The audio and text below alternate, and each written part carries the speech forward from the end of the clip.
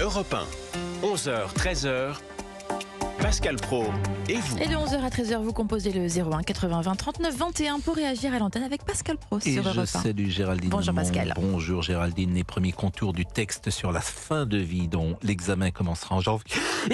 À vos souhaits. Pardonnez-moi, je suis vraiment désolé, je suis sensible sans doute à la clim, je le dis souvent pour ceux qui nous écoutent tous les jours. Les premiers contours donc du texte sur la fin de vie dont l'examen commencera en janvier pourrait inquiéter les professionnels de santé. Il ouvre la voie à une exception d'euthanasie. Le texte est divisé en 3 parties, les soins palliatifs, les droits des patients et l'aide à mourir.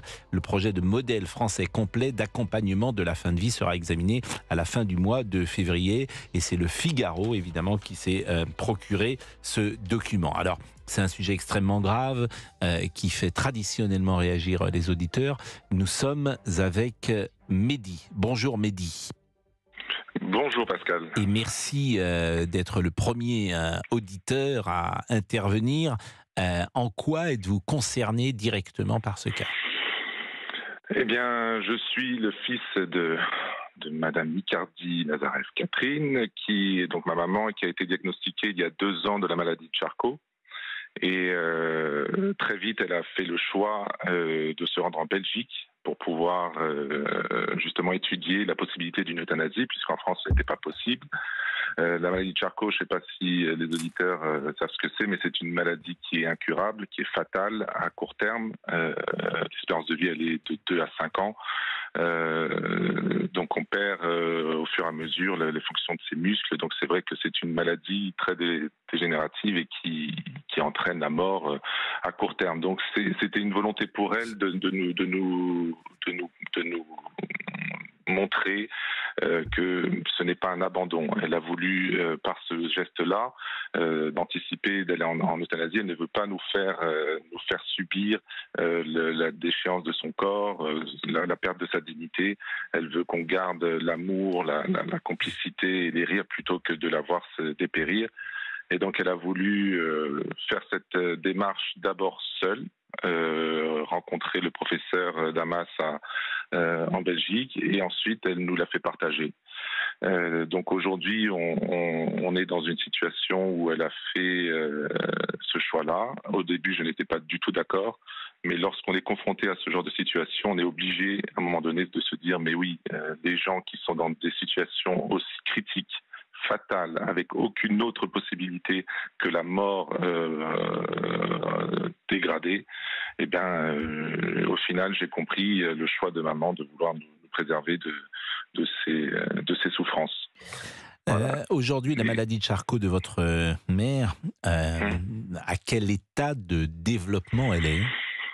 Alors ça s'est dégradé très rapidement. Aujourd'hui, donc lorsqu'elle a été en Belgique, il y avait 2 conditions qui étaient définies avant que le professeur Damas donne son accord. Elle a dit moi tant que je ne pourrai plus parler et que je ne pourrai plus manger, je souhaiterais être euthanasiée. Aujourd'hui, elle est 100% tétraplégique. Elle ne peut plus parler, elle ne peut plus manger. Moi, je veux garder ma maman le plus longtemps possible. Elle ne peut plus manger ? Non. Elle est avec une machine pour respirer H24. Et déjà, donc la maladie est très avancée. La maladie de Charcot, évidemment, il y a beaucoup de maladies qui sont absolument horribles, mais la maladie de Charcot, dans la hiérarchie des choses horribles, est évidemment très haut parce que vous êtes enfermé dans votre corps et votre intellect n'est absolument pas touché, donc vous voyez en train de dépérir et de mourir. Donc c'est en plus il n'y a pas de traitement, donc on diagnostique cela, vous rentrez chez vous, vous tapez Internet et vous savez immédiatement votre espérance de vie. Je trouve que c'est chronique d'une mort annoncée. Donc elle a été diagnostiquée il y a simplement 2 ans, votre mère ? Oui, il y a 2 ans et demi. Et il y a 2 ans, elle était en train de danser, chanter. On était dans un mode de fonctionnement qui était uniquement de la joie et du bonheur. Et voilà, il y a 2 ans, ils ont annoncé que c'était...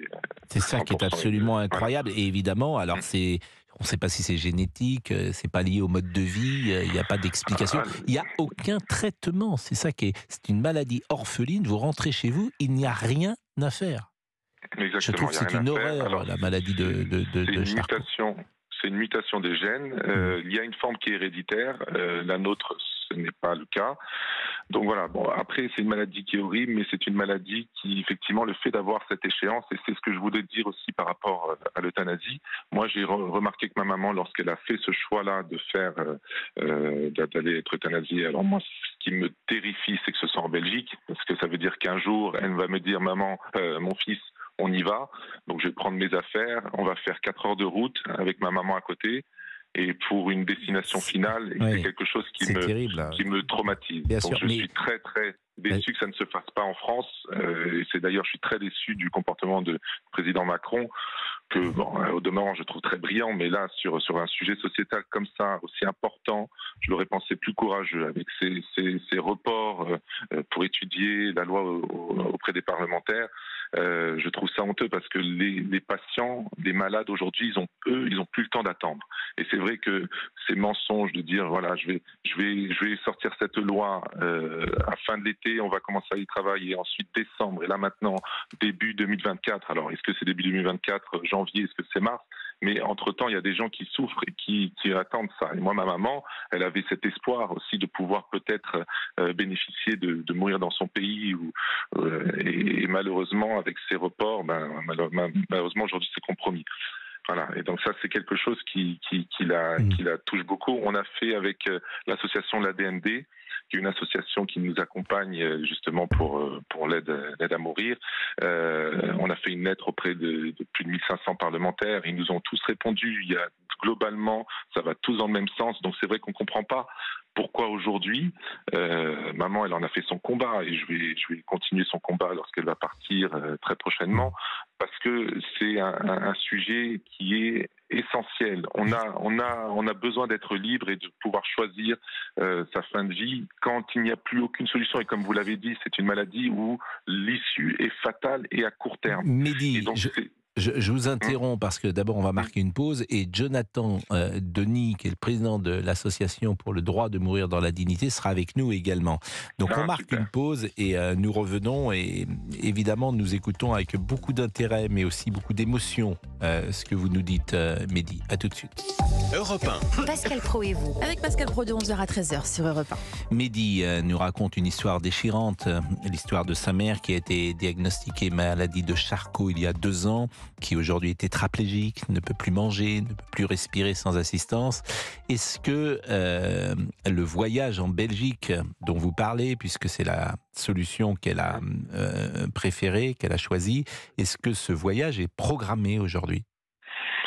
Alors, elle souhaite passer les fêtes avec nous, et en janvier, on se rendra en Belgique pour la destination finale.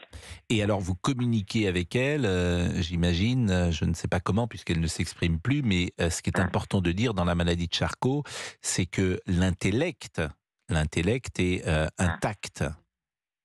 Alors, j'ai pris cette maladie, je l'ai pris aussi comme une chance, parce que on a pu tout se dire avec ma maman. Alors effectivement, au fur et à mesure, c'est progressif. Donc, elle a perdu l'usage du langage assez progressivement, et ça fait à peu près 1 mois et demi où elle ne peut plus du tout parler. Alors, on communique, on essaye de tendre l'oreille, on essaye de faire A, B, C, D. Donc, c'est des moyens, voilà. Mais les yeux d'une maman, en plus, elle a des yeux magnifiques, permettent de faire passer beaucoup de messages, et on est avec elle tous les jours. On a pu tout se dire et passer des bons moments. Donc voilà, c'est vrai que la parole, finalement, moi, j'aimerais bien l'avoir comme ça jusqu'au bout. Mais aujourd'hui, elle est dans une situation qui n'est plus supportable. Voilà. Et c'est vrai que elle est où aujourd'hui ? Alors, elle est dans une résidence senior. C'est un appartement totalement autonome, sauf que effectivement tout est aménagé pour que on puisse faire passer les brancards, qu'on fasse passer tout ça. Donc elle est dans son appartement, mais dans un environnement plutôt facile pour vivre cette maladie. Jonathan Denis est avec nous, il est président donc de l'association pour le droit de mourir dans la dignité. Bonjour Jonathan Denis, et merci d'être avec nous. Bonjour Pascal. Si la mère de Mehdi ne partait pas en Belgique, qu'est-ce qui se passerait? Comment serait-elle traitée en France? Et quelles seraient, si j'ose dire, les prochaines étapes pour la mère de Mehdi? aujourd'hui, on nous parlerait évidemment des soins palliatifs, mais la maman de Mehdi, Catherine, fait face à des souffrances physiques ou psychiques insupportables que même les soins palliatifs ne pourraient pas soulager. Et aujourd'hui, il n'y aurait pas d'autre choix pour Catherine que d'attendre finalement une phase agonique ou de devoir arrêter tous les traitements, notamment la ventilation par exemple, pour que son pronostic vital soit engagé à court terme et ainsi éventuellement bénéficier d'une sédation profonde et continue maintenue jusqu'au décès dans le cadre de la loi Claes-Leonetti de 2016. Donc aujourd'hui, la France serait incapable de répondre et de respecter le choix de Catherine face aux souffrances qu'elle juge insupportables. Mais est-ce qu'on pourrait imaginer, par exemple, que cette situation perdure pendant plusieurs mois, voire plusieurs années? Je sais que certaines personnes qui ont la maladie de Charcot, et on se souvient de ce Stephen Hopkins, qui a eu la maladie de Charcot et qui a vécu extrêmement longtemps dans des conditions extrêmement difficiles, bien sûr. Et ce qu'il faut bien comprendre dans ce sujet de la fin de vie et dans ce que nous portons à la DMD pour qu'il y ait une nouvelle législation, c'est le respect du choix et de la parole du patient. Dans le projet de loi dont on entend parler notamment dans le Figaro, on nous parle d'un pronostic vital engagé à court ou à moyen terme, 6 à 12 mois. Mais le pronostic vital de Catherine ne peut-être pas aujourd'hui engagé à 12 mois. Donc peut-être que si même on votait aujourd'hui cette loi, Catherine ne pourrait pas être accompagnée encore comme elle le souhaite. Ce qui est important, c'est le jugement des souffrances physiques ou psychiques du patient et ce respect de la parole. Et rendez-vous compte, Catherine est obligée de fuir la France, de partir en Belgique peut-être en janvier parce qu'elle doit partir tant qu'elle le peut encore physiquement. Alors que le respect de la liberté, de l'égalité, de la fraternité dans notre pays, ce serait de lui permettre le plus longtemps possible, si elle le souhaite, de pouvoir être accompagnée chez elle, entourée de ses proches et pas dans un pays étranger. Bon, cette loi qui arrive quand même, vous devez, même si elle ne va peut-être pas assez loin, je ne sais pas comment vous la jugez, même si c'est peut-être trop tard. Ce matin, j'écoutais ce que disait Léon Schwarzenberg en 1978. En 1978, il réclamait déjà une loi pour permettre aux médecins simplement d'accélérer parfois le processus, ce qu'ils font d'ailleurs. Parce que le paradoxe aussi, Jonathan Denis, c'est qu'on a tous été confrontés effectivement dans nos familles à des cas extrêmes et les médecins font ce qu'ils doivent faire, j'ai envie de dire. Mais vous avez raison, parce que pour vous parler, effectivement, 1978, il y a un ancien président de la DMD qui était le sénateur Henri Caillavet. Je l'ai écouté ce matin également. C'est extraordinaire. Il dit la même chose qu'aujourd'hui, Monsieur Caillavet. La DMD, c'est depuis 1980. Vous avez eu des dizaines et des dizaines de propositions de loi qui ont été déposées, déjà des conventions, etc. Il y a un vrai manque de courage politique. Il ne faut pas oublier les espoirs déçus sous François Hollande. Et là, nous sommes dans des espoirs déçus sous Emmanuel Macron. Nous n'arrivons pas à avancer sur ce sujet en France. Et Mehdi a dit une chose là, on très avance intéressante. Quand même. Là, on avance. Mais on avance trop lentement parce qu'elle Là, vous trouvez que même la loi ne va pas assez loin? Le secourisme à l'envers. Non, mais la Convention citoyenne date du 9 décembre, c'était le début. Ces discussions, elles ont lieu depuis plus de 40 ans. Et aujourd'hui, on nous dit, et Mehdi l'a très bien rappelé, fin de l'été, puis septembre, puis novembre, puis décembre, janvier, février, et maintenant on nous dit ça a été de 18 mois. Mais Mehdi l'a rappelé, tout ce temps perdu, ce manque de courage politique, ce sont des malades qui ne peuvent plus attendre. Des malades qui doivent fuir ou se suicider de façon très violente, ou vous l'avez dit Pascal Praud, être accompagnés par des médecins dans l'illégalité dans notre pays, parce que les euthanasies clandestines existent. Moi, j'en ai été témoin, puisque c'est comme ça qu'on a accompagné mon père il y a plusieurs années. Ces médecins risquent énormément, et ça ne doit pas se passer dans cet esprit-là chez nous. L'euthanasie, elle est possible donc en Belgique? Elle est possible également en Suisse, dans les pays européens. Est-ce qu'il existe d'autres pays européens où on peut choisir de mourir? Alors en Suisse, c'est le suicide assisté, mais vous avez l'Espagne, vous avez le Portugal, vous avez l'Allemagne et l'Italie qui avancent dessus, vous avez d'autres pays en dehors de l'Europe aussi. Mais voilà, il faut franchir les frontières. On rappelle le Luxembourg également, les Pays-Bas, mais ça fait rendez-vous compte, depuis plus de 20 ans. 20 ans que certains pays ont avancé là-dessus et nous, on en a encore à attendre. Quelque chose du président de la République, moi, j'appelle vraiment les parlementaires à se saisir de cette question parce qu'il ne faut pas oublier que ce sont nos députés, sénateurs et sénatrices qui voteront et c'est pas Emmanuel Macron qui va voter. Donc il faut maintenant qu'en 2024, le plus rapidement possible, on ait un texte en application. On marque une pause et je rappelle que dans ce texte, a priori, il instaure clairement un continuum entre les soins et l'administration de la mort et il confie noir sur blanc aux professionnels de santé une mission de, je cite, secourisme à l'envers pour pouvoir hâter le décès en limitant les souffrances. Donc ça, c'est clair et ça permet effectivement aux médecins de prendre une décision forte sans se retrouver devant une cour d'assises, pour dire les choses clairement. À tout de suite. Europe 1, Pascal Praud. Et de 11h à 13h, vous réagissez au 01 80 20 39 21 avec Pascal Praud. Et sujet grave pour commencer cette émission, Jonathan Denis est président de l'Association pour le droit de mourir dans la dignité. Et puis Mehdi nous a rapporté son témoignage. Sa mère est atteinte de la maladie de Charcot et sa mère va partir au mois de janvier pour la Belgique, pour la fin qu'on imagine. Je voudrais qu'on écoute Robert Ménard, il est maire d'hiver droite de Béziers. Il était invité ce matin de Sonia Mabrouk sur Europe 1 et sur CNews et il a parlé de ce sujet. D'abord, il y a les soins palliatifs. D'abord, on soigne les gens. D'abord, on en met partout. D'abord, on fait que tout le monde ait droit aux soins palliatifs. Ça, c'est la première chose. La première chose. La deuxième, je vais vous dire un truc. Il y a sur un certain nombre de sujets, je ne pense pas que la loi puisse trancher. Je ne pense pas. Parce que j'ai une expérience personnelle terrible de ça.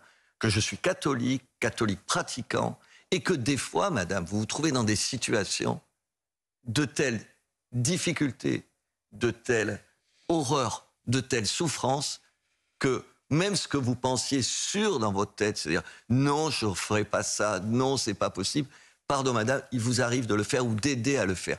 Donc moi, j'ai tiré de cette expérience... Quand on est confronté soi-même. Très personnel, au fait que je pense que l'État ne devrait pas se mêler de tout. Vous savez, aujourd'hui, la loi Leonetti, elle est ce qu'elle est, mais chacun se débrouille. On trouve quelque chose.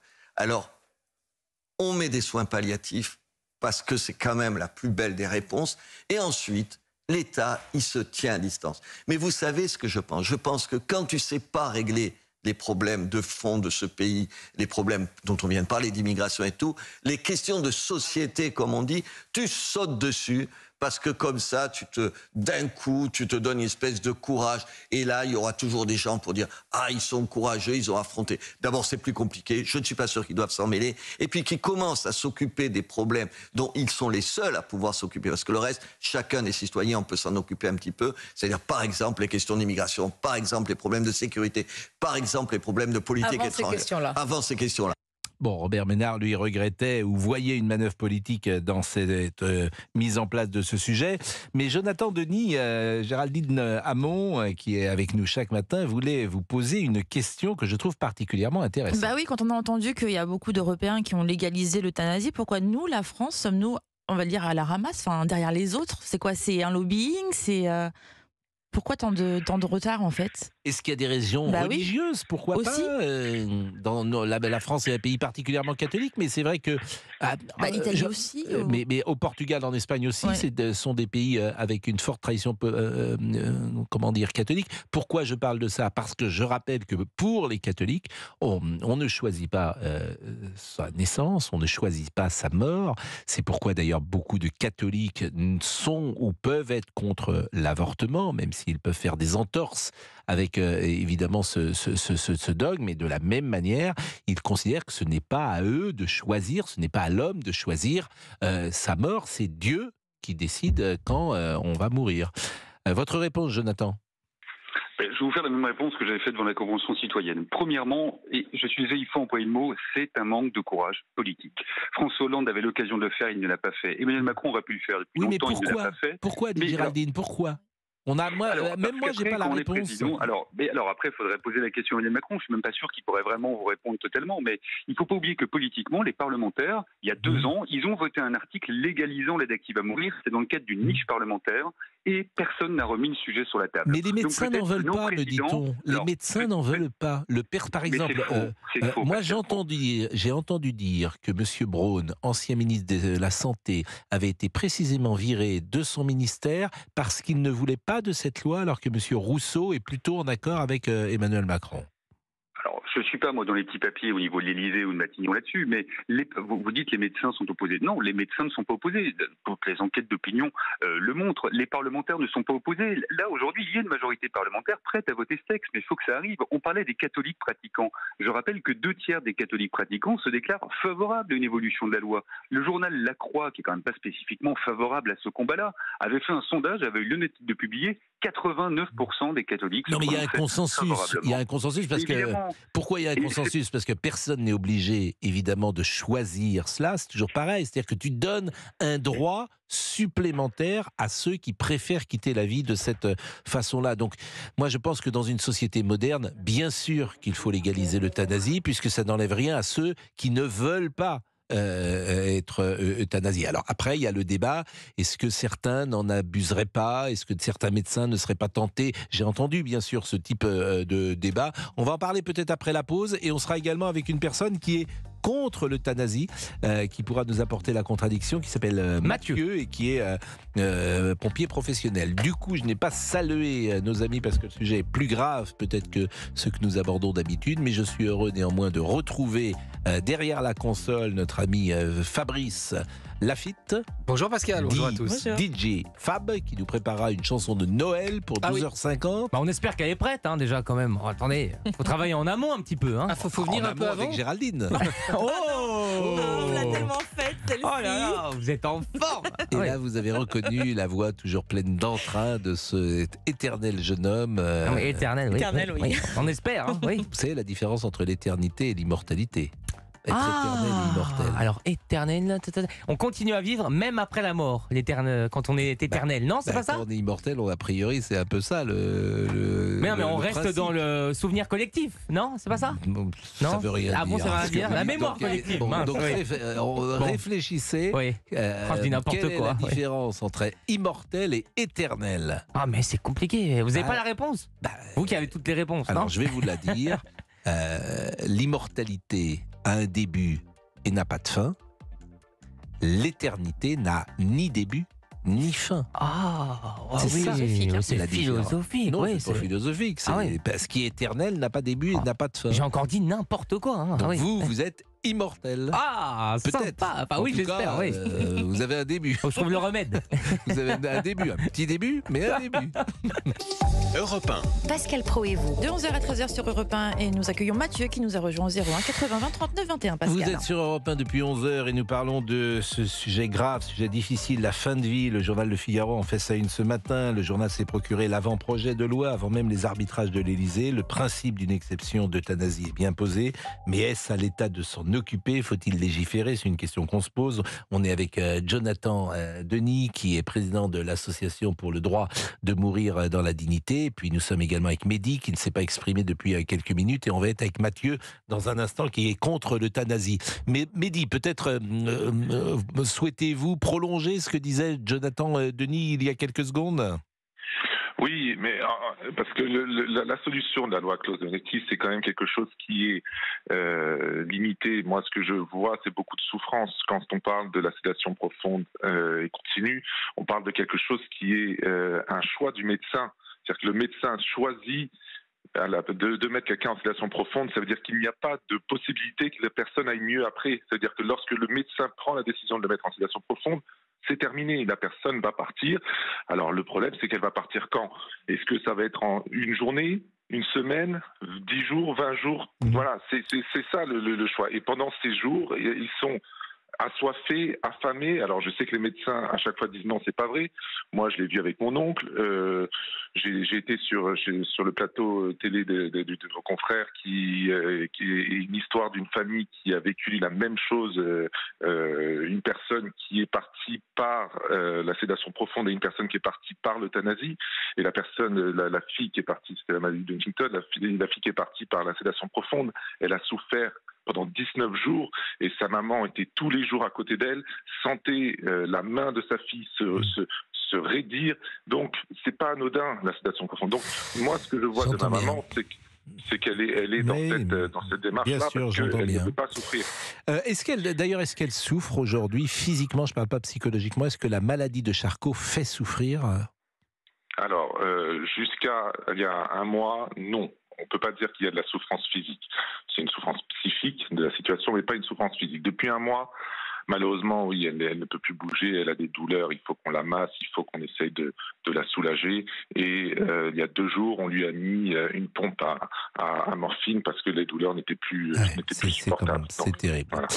Mathieu est avec nous, Mathieu qui est pompier professionnel. Mathieu, votre point de vue sur l'euthanasie, et je crois savoir que vous êtes contre cette situation. Pourquoi ?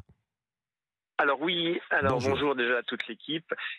Oui, alors déjà la souffrance, parce que mon métier, on le voit aussi, il y a une grande souffrance, pas que en fin de vie, même quand on est en pleine vie, voilà, déjà il y a des gens en pleine souffrance. Donc oui, la souffrance des accompagnants, la souffrance des gens proches d'une personne, voilà, qui va pas bien, est à prendre en compte. Ça c'est évident. Mais le législateur, de toute façon, doit prendre du recul. C'est-à-dire qu'on ne peut pas juger sur que sur de la souffrance et que sur des cas particuliers. Typiquement, si on proposait, par exemple, la peine de mort, si on la proposait après un drame, après un fait divers, et la peine de mort serait tout de suite votée sous l'émotion. Donc là, c'est pareil, il faut savoir prendre du recul. Et moi, je suis contre en prenant du recul parce que c'est une question d'humanité. Un homme ne doit pas donner la mort directement à un autre homme. Voilà. Et c'est aussi pour ça que donc il y a les religieux, les grandes religions sont plutôt contre, mais il n'y a pas que les religions. Effectivement, l'ordre des médecins de tout temps a été contre. C'est pas pour ça qu'il y a des médecins qui sont pas courts. Mais la demande, ce qui m'intéresse, la demande de quelqu'un. Qu'est-ce que vous faites de la demande de quelqu'un ? On est quand même, me semble-t-il, libre de saisir comment on veut quitter ce monde. C'est un argument qui s'entend. Sauf le seul argument que je pourrais entendre, d'ailleurs, paradoxalement, ça serait l'argument religieux. Quelqu'un qui a à ce point la foi, je pourrais entendre ça, et qui dise, effectivement, c'est mon destin et ce n'est pas à moi de le choisir. Mais une fois qu'on met de côté cet argument religieux qui, je le répète, peut s'entendre, qui n'enlève rien d'ailleurs. Ce droit, il n'enlève rien à ceux qui ne souhaitent pas pratiquer l'euthanasie. C'est ça qui me surprend toujours, moi. Au nom de quoi vous dites, ou plus exactement, vous n'entendez pas la demande de quelqu'un qui précisément veut qu'on l'aide à mourir? Au nom de quoi? Au nom de qui? Même la loi refuse d'entendre certaines personnes. Par exemple, la loi met des conditions, le projet de loi met des conditions. C'est-à-dire quelqu'un en bonne santé de 30 ans... Évidemment. Oui, mais à ce moment-là, on refuse la liberté individuelle aussi. Pour des cas, on refuse la liberté. On parle de cas particuliers. Si quelqu'un, par exemple, se suicide au-dessus d'un pont, les policiers vont le ranimer. Ils vont aller le chercher. Bien évidemment, on ne le laisse pas mourir. Mais là, dans une loi, quand même, on parle de cas extrêmement particuliers. Moi, je m'intéresse aussi bien à la question. Et il y a eu des reportages qui étaient très bien faits là-dessus. Par exemple, sur les soins palliatifs. Et les acteurs des soins palliatifs disent que en mettant vraiment des soins palliatifs, donc moi je suis contre à donner la mort, mais je suis contre bien sûr développer énormément l'accompagnement de la souffrance. Et dans une très très grande majorité des cas, même ceux qui voulaient bénéficier d'euthanasie, en fait, revenaient en arrière grâce aux soins palliatifs. Grâce à un accompagnement qui peut être... on fait une pause et on va faire réagir Jonathan Denis qui connaît bien évidemment ces sujets.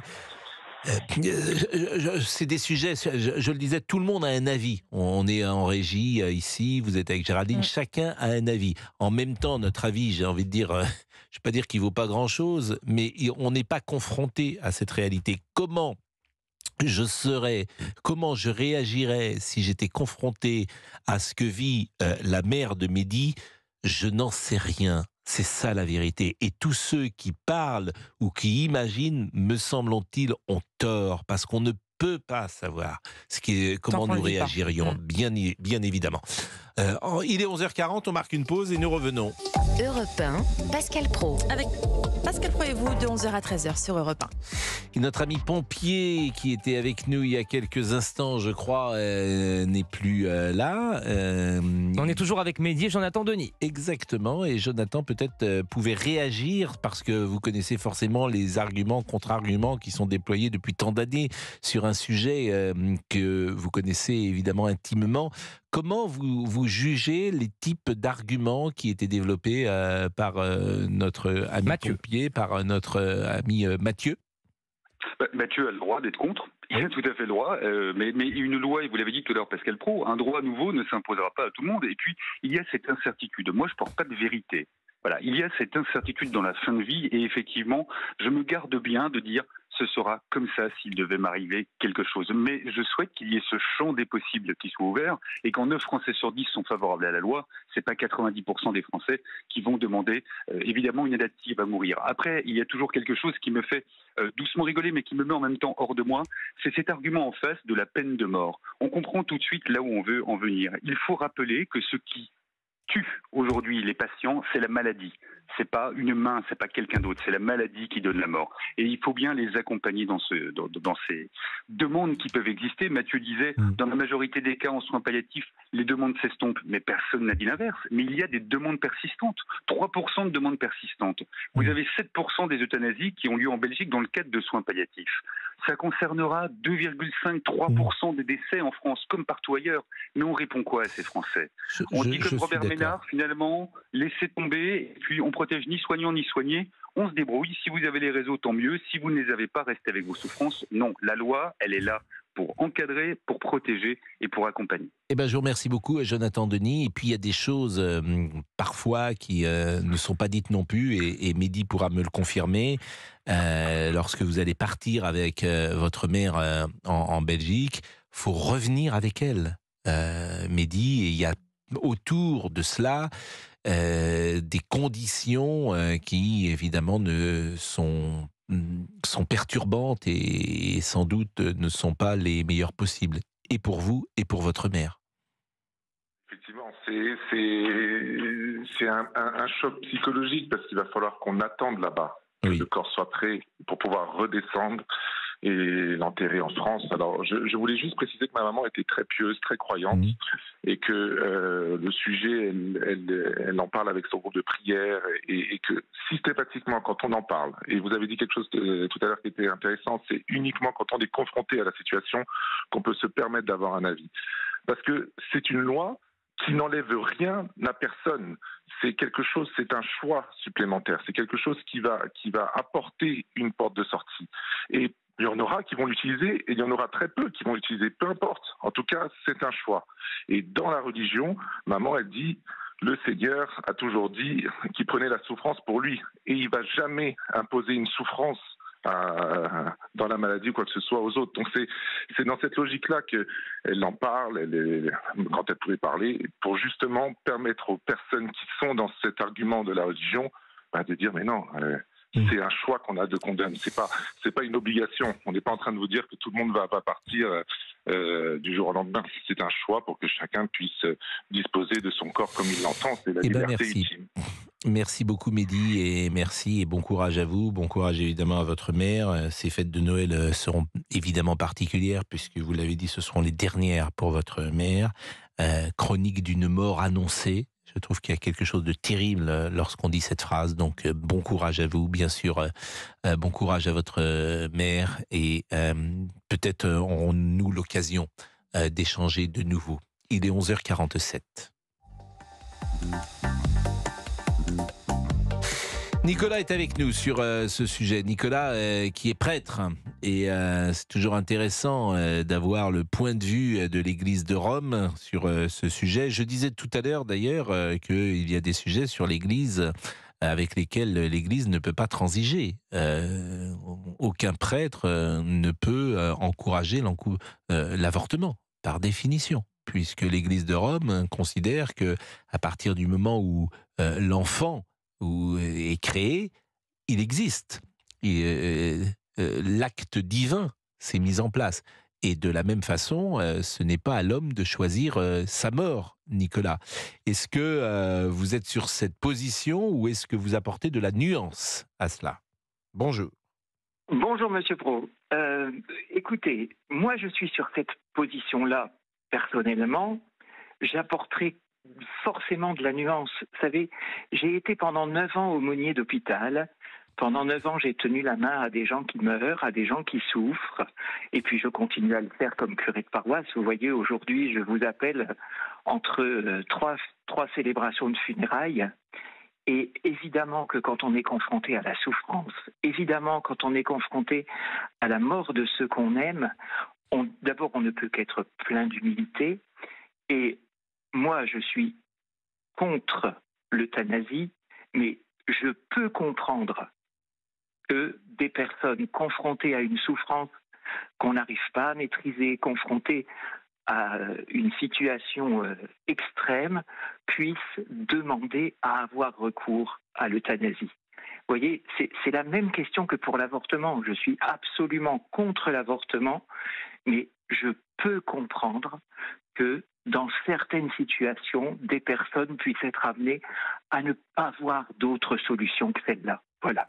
On va marquer une pause, mais je ne suis pas étonné de votre position parce que vous intervenez très souvent, et puis il y a la position dogmatique, et puis il y a également l'expérience, l'empirisme, qui est aussi votre quotidien, j'ai envie de dire, et que je dis souvent à ceux avec qui je travaille, la règle c'est qu'il n'y a pas de règle. Ah bon? Je dis souvent ça. Et je m'amuse parce qu'on peut traverser la vie finalement avec comme ça quelques phrases, et il y en a une effectivement à laquelle je tiens beaucoup. La règle, c'est qu'il n'y a pas de règle. C'est la meilleure, celle-ci. Mais non, mais parce qu'il ne faut pas avoir d'idéologie en rien, j'ai envie de dire. Il n'y a que le pragmatisme, et en même temps, c'est pas mal de temps en temps d'avoir quand même aussi certaines valeurs. Donc la règle, c'est qu'il n'y a pas de règle. Ça ne veut pas dire le en même temps. Le chèvre échouisme. Le chèvre échouisme. Il est 11h50, monsieur l'abbé, le chèvre échouisme. Le chèvre, oui. Vous avez compris? Oui, je vais me renseigner pendant la pub. Le chèvre échouisme. Non mais dites-moi, là, je suis en difficulté. C'est la chèvre et le chou. Ménager la chèvre et le chou. Le chèvre échouisme. Ça s'appelle le chèvre échouisme. C'est un courant de pensée qui est né ce matin. Eh ben j'adhère. J'adhère, ça adhère. Le chèvre échouisme. C'est magnifique. C'est ménager, je le répète, je crois que je l'ai dit d'ailleurs. La chèvre et le chou. C'est une vieille expression française. Oui, comme d'habitude. Ménage la chèvre et le chou. Je ne sais pas pourquoi on dit ça d'ailleurs. Oui, on dit ça parce qu'à l'époque, il y avait une personne, alors c'était un paysan, qui devait traverser un pont mais qui n'était pas solide. Oui. Et il devait jongler entre sa chèvre et le chou pour respecter un certain poids. Pour respecter l'équilibre, oui. On va faire la balance. Je regarde. C'est une belle histoire, ça. La chèvre et le chou. Écoutez, on vérifie pendant la pause et on vous dit ça après. On réfléchit parce qu'avec DJ Fab, le maître Capello là, de pacotille. Je vais vérifier ça et immédiatement. L'origine de cette fameuse expression, la chèvre et le chou, vous le saurez si vous restez avec nous. Où ça? Sur quelle radio? Sur quelle radio? On est sur Europe 1. Ouais. Il est 11h51, nous sommes sur Europe 1. Parce que, paraît-il, il y a des gens qui ne savent pas que nous sommes sur Europe 1. Sur quoi? J'ai pas entendu. Que sur, ils nous imaginent encore avec vous sur une vieille station. Oh, ça me dit rien tout ça. Et c'est pour ça que j'ai rencontré... Vous connaissez Monsieur Liberty? Oui, bien sûr. Liberty, c'est un ami. Un grand ami. Oui. Il m'a dit il faut répéter régulièrement que nous sommes sur Europe 1. Il le dit comme ça. Herbert von Karajan, menant son orchestre le jour du Neujahrskoncert à Vienne. Vous connaissez le Neujahrskoncert? Oui. Faites la pub. La marche de Radetzky. On va l'écouter, la marche de Radetzky. Vous la connaissez? Oui. Neujahrskoncert. Et bien, tel Herbert von Karajan, manœuvrant ses troupes au Neujahrskoncert de Vienne, Monsieur Liberty dit hop, Europe 1. La pub avec ses baguettes. À tout de suite.